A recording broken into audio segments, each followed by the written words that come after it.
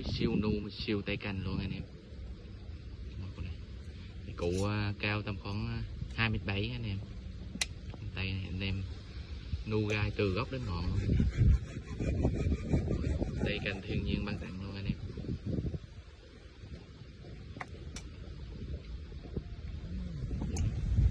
Đàn xi ngang 2m, vừa đẹp luôn.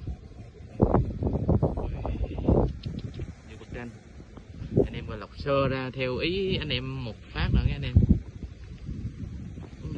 Siêu nu gai từ gốc đến ngọn.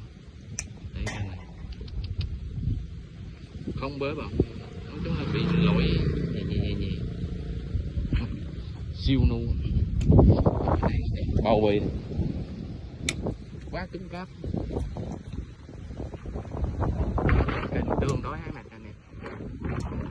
Đây cành tay bên này như một con tranh.